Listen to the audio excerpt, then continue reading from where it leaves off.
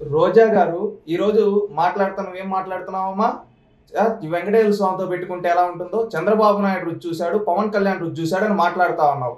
ఒకటి గుర్తుపెట్టుకో రోజమ్మ, ఆ దేవుడు చంద్రబాబు నాయుడు చేసిన మంచి ఆనాడు క్లైమోర్ దాడి జరిగితే క్లైమోర్ బాంబులతో మీ నాయకుడు తండ్రి ఆనాడు కొంతమందితో చేతులు కలిపి బాంబులు దాడి చేపిస్తే ఆ రోజు చంద్రబాబు నాయుడిని కాపాడింది ఆ దేవుడు వెంకటేశ్వర స్వామి అమ్మ రోజమ్మ.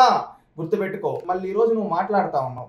ఇంకొకటి, నువ్వు ఆ మాటతో నువ్వెంత దిగజారిపోయావో నీ దిగజారుడుతనం కనిపిస్తా ఉంది. ఏంటో తెలుసా, పవన్ కళ్యాణ్ గారు కూడా చూశారని వాళ్ళ పిల్లవాడు అక్కడెక్కడో పాఠశాలలో ఒక చిన్న ఇన్సిడెంట్ జరిగితే దాన్ని లింక్ చేసి నువ్వు మాట్లాడుతూ ఉన్నావంటే నువ్వు ఎంత దిగజారిపోయి రాజకీయాలు చేస్తున్నావో తెలుస్తుంది. సమాజంలో ఇలాంటి మాట్లాడినందుకు నిన్ను చూసి నవ్వుతున్నారమ్మా. మారు, పద్ధతి మార్చుకో. ఇంకొకటి, నువ్వు దేవుడి రుచి ఎలా ఉంటుందో చూపిస్తా అని అంటున్నావు కదా. ఒకటి గుర్తుపెట్టుకో రోజమ్మ, ఆ దేవుడితో పెట్టుకుంటే ఎలా ఉంటుందో కొన్ని ఉదాహరణలు చెప్తా, గుర్తుపెట్టుకో. ఒకప్పుడు 7 కొండలు కాదు 5 కొండలు 6 కొండలని ఆ వెంకటేశ్వర స్వామి కొండల పైన రాజకీయం చేసిన ఒక వ్యక్తి ఎలా చనిపోయాడో, ఎలా కాలగర్భంలో కలిసిపోయాడో ఈ తెలుగు రాష్ట్రాలు, దేశం మొత్తం చూసింది రోజమ్మ.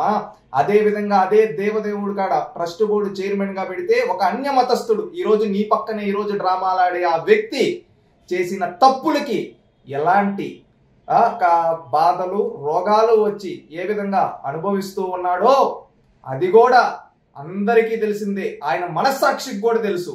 ఇంకొకటి, అదే దేవదేవుడితో టికెట్ల పేరిట రాజకీయాలు చేసిన వాళ్ళు ఎలా కాల గర్భంలో కలిసిపోయారో గత ఎన్నికల్లో చూసావు. ఆఖరికి ఆ దేవదేవుడి దగ్గర రాజకీయాలు మాట్లాడిన నువ్వు సైతం ఏ విధంగా చిత్తుగా ఓడిపోయావో ఒక్కసారి గుర్తు చేసుకోవమ్మా.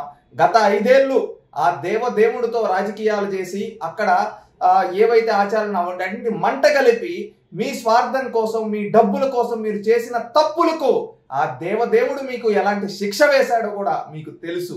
ఇంకా కూడా ఆ దేవదేవుడితో రాజకీయాలు చేస్తాం, ఆ దేవదేవుడితో రాజకీయాలు మాట్లాడతాం, మా రాజకీయ అవసరాల కోసం ఆ దేవదేవుడిని వాడుకుంటామంటే ఆ దేవదేవుడు వేసే శిక్షను మీరు మీ వైఎస్ఆర్సీపీ తట్టుకోలేరమ్మా. ఎందుకంటే గతంలో పింక్ డైమండ్ అని చెప్పి ఆ దేవదేవుడిని పైన రాజకీయాలు చేశారు. ఈ రోజు మళ్ళీ గోవుల హత్యని మళ్ళీ ఈ విధంగా ఎన్నో నాటకాలు ఆడుతున్నారు. ఆ దేవదేవుడు మిమ్మల్ని, మీ పార్టీని క్షమించడమ్మా. ఇక్కడైనా మరి ఒక హుందాతనమైన రాజకీయాలు చేయడం నేర్చుకో.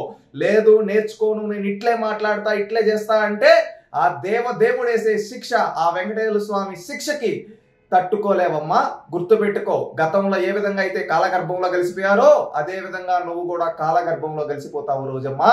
మారి పద్ధతి మార్చుకొని హుందాతనమైన రాజకీయం చేయి. దేవుడితో రాజకీయాలు చెయ్యొద్దు.